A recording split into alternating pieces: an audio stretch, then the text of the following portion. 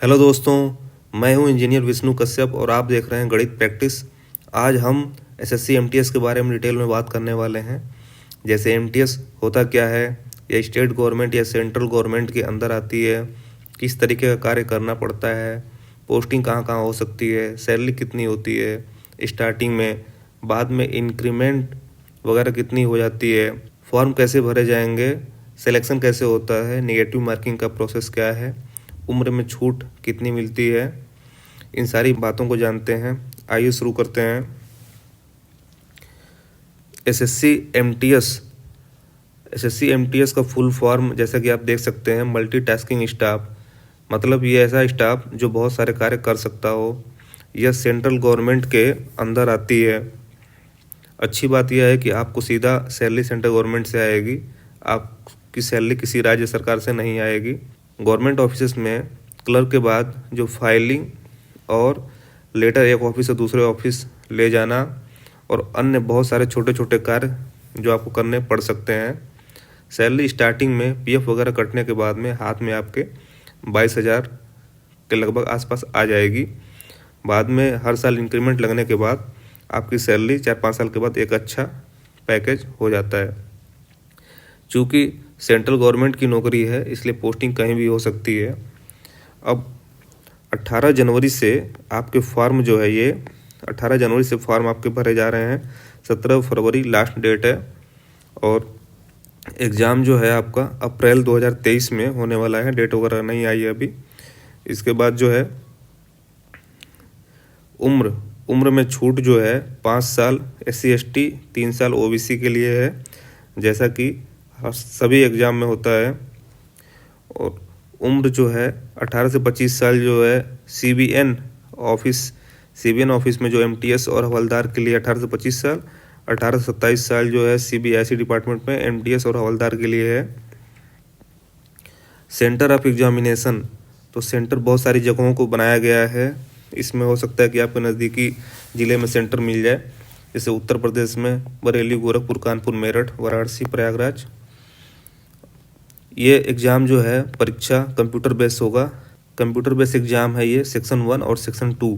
Section 1 में math, reasoning 20-20 question होंगे, प्रत्येक क्वेश्चन 3 नंबर का होगा। और सेक्शन 2 में जनरल अवेयरनेस और इंग्लिश 25-25 क्वेश्चन है, 50 क्वेश्चन का। इसमें जो है थोड़ा सा चेंज हुआ है। चेंज ये कि सेक्शन 1 जो है उसमें निगेटिव मार्किंग नहीं है और सेक्शन 2 में निगेटिव मार्किंग है 1/3। मतलब एक क्वेश्चन 3 नंबर का है तो अगर गलत करेंगे तो 1 नंबर कटेगा। नेगेटिव मार्किंग सेक्शन 2 में है, सेक्शन 1 में नहीं है। और इसमें जो है एक और बात है, ये सेक्शन 1 जो है सिर्फ पास करने के लिए है। सेक्शन 1 जो सिलेक्शन आपका होगा वो सेक्शन 2 में जितने नंबर आप पाएंगे उसके हिसाब से मेरिट बनेगी और उसी के आधार पे सिलेक्शन होगा। सेक्शन 2 के बेस पे सिलेक्शन होगा, ध्यान रखिएगा आप। सेक्शन 1 के बेस पे सिलेक्शन नहीं होगा। ये सिर्फ पास करने के लिए है, आपको मेरिट तक पहुंचाने के लिए। मेरिट आपकी बनेगी सेक्शन 2 से। फिजिकल टेस्ट आपका सिर्फ वॉकिंग है।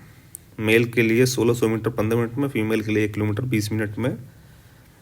मेल की हाइट 157.5 सेंटीमीटर, चेस्ट 81 सेंटीमीटर और female height 152 centimetre, weight 48 kilogram, weight 48 kilogram. और जो उम्र में छूट लेनी है आपको, जिस कैटेगरी से बिलोंग करते हैं SC/ST OBC, उसका जो है फॉर्मेट दिया हुआ है इस नोटिस में ही। वो फॉर्मेट आप फिलअप करवा के तहसील से बनवा लेंगे। फ़ोटोग्राफ जो है आपका 3 महीने से पुरानी नहीं होनी चाहिए। जब ये नोटिस जारी हुआ है उससे 3 महीने ज़्यादा पुरानी नहीं होनी चाहिए। ये सिर्फ 100 रुपये का फॉर्म है, 100 रुपये चार्ज है इसका फिल करने का। और आप जो है स्टार्टिंग में ही अभी जो है फिल कर लीजिए अगर इंटरेस्टेड हैं तो, क्योंकि लास्ट में जो है साइट पे ज़्यादा लोड आ जाता है तो वो अच्छे से चलती नहीं है। फॉर्म में कुछ गलत हो गया हो आपके तो वो जो है करेक्शन का टाइम जो है, डेट 23 से 24 के बीच में, आप 23 फरवरी से 24 फरवरी के बीच में आप सही कर सकते हैं। ये ध्यान दीजिएगा आप। सिलेबस आपका जो है मैथ का, रीजनिंग का, ये है जनरल अवेयरनेस और इंग्लिश। इसमें 10वीं स्टैंडर्ड ये बेस लिया गया है, ध्यान देने वाली बात है। सिलेक्शन का जो प्रोसेस है देखिए यहाँ वही लिखा हुआ है। देखिए, for the post of MTS candidate will be short listed on the basis of their performance in section 2। Section 2 के परफॉर्मेंस पे जो है आपका शॉर्ट लिस्ट किया जाएगा। अब क्वेश्चन कैसे आते हैं इसमें, क्वेश्चन देखिए मैं 3-4 क्वेश्चन आपको दिखा देता हूँ कैसे कैसे आते हैं। क्वेश्चन का लेवल देखिए, अब इसमें बहुत सिंपल क्वेश्चन है। तो ये देखिए x का 30%, y का 40% के बराबर है, तो y x से कितने प्रतिशत कम है। ठीक है, इसको कैसे करेंगे, बिल्कुल आसान है, सिंपल सा है। 30% x का जो है 40% y के बराबर है, तो y x से कितने प्रतिशत कम है। ठीक है, तो ये आपको इस फॉर्मेट में लाना है, x से कितने प्रतिशत कम है ये ध्यान देना है ना। तो x नीचे रहेगा, तो ये देखिए y बाई x इस साइड आ जाएगा और ये आ जाएगा 3/4।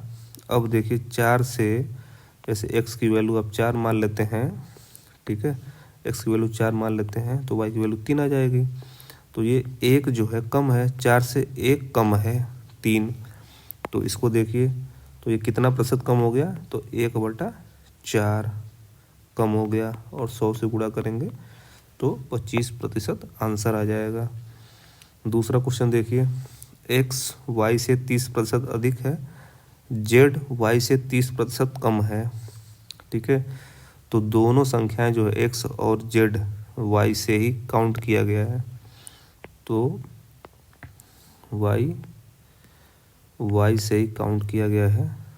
तो y से जो है दोस्तों, y से 30% अधिक है x, तो 100 से 30% 130 हो जाएगा, और जेड वाई से 30% कम है, तो ये 100 में से 30 माइनस करेंगे तो 70 आ जाएगा।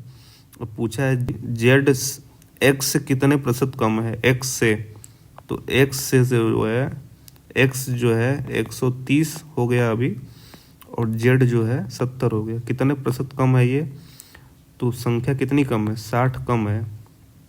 ठीक है, तो 60/130, एक्स से कम कितनी है ना, तो एक्स वाला नीचे रहेगा, और गुणे 100 कर देंगे इसको, तो ये हो जाएगा आपका जो है डिवाइड करके 13 का टेबल पढ़ो आप, तो 13 दूना 26, 13 39, 13 चौको 52, 13 चौको 52, तो ये 4 स्टार्टिंग में आया। तो देखिए स्टार्टिंग में जो 4 से एक ही नंबर है, तो ये आपका आंसर हो जाएगा। यदि एक टीवी का विक्रय मूल्य क्रय मूल्य से 60 रुपये अधिक है तथा लाभ प्रतिशत 15% है, तो क्रय मूल्य क्या है।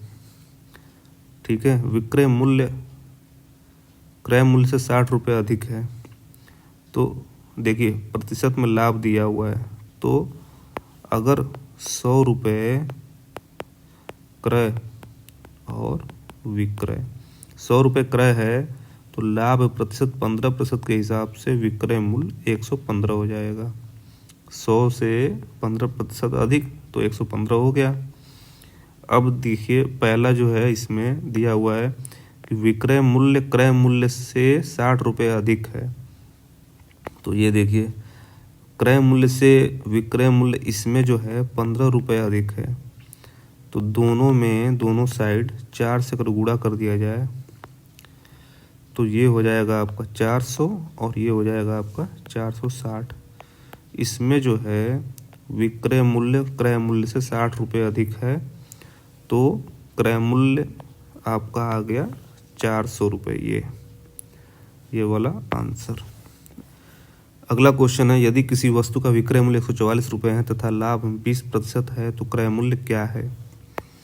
ठीक है, तो ये जो है क्रय और विक्रय, लाभ 20% है, मतलब क्रय 100 होगा तो विक्रय 120 होगा, तो ठीक है लिख लेते हैं हम। क्रय 100 तो लाभ विक्रय 120। अब देखिए विक्रय मूल्य 144 रुपये दिया हुआ है, 144 रुपये, तो ठीक है। अब देखिए 144 हमें विक्रय को करना है 144, तो 144 करने के लिए 120 को 144 करने के लिए क्या करेंगे हम, तो 120 को मान लीजिए 120 से भाग दे देते हैं और 144 से गुणा कर देते हैं, ठीक है। तो इसमें जो है हमारा ये पोर्शन हम इससे जो है 120 में गुणा किए हैं, तो इसी पोर्शन से दूसरी साइड में भी हम गुणा कर देते हैं ताकि दोनों तरफ बराबर रहे। तो ठीक है, कर देते हैं भाई। तो 100 में भी हम 144/120 से गुणा कर देते हैं, तो ये हमारा आ जाएगा कितना, 1 0 से 1 0 कटा और 12 से ये काटेंगे तो 12 आ जाएगा, और 10 से गुणा करेंगे तो 120 आ जाएगा। 120 ये आ गया और ये आ जाएगा 144। तो देखिए किसी वस्तु का विक्रय मूल्य 144 रुपये है, 144 आ गया तो क्रय मूल्य हमारा 120 आ जाएगा। इसी तरीके का क्वेश्चन आएगा MTS में, लेवल यही रहेगा, बिल्कुल आसान लेवल रहेगा मैथ और रीजनिंग का। तो ठीक है, मिलते हैं अगली वीडियो में। धन्यवाद दोस्तों।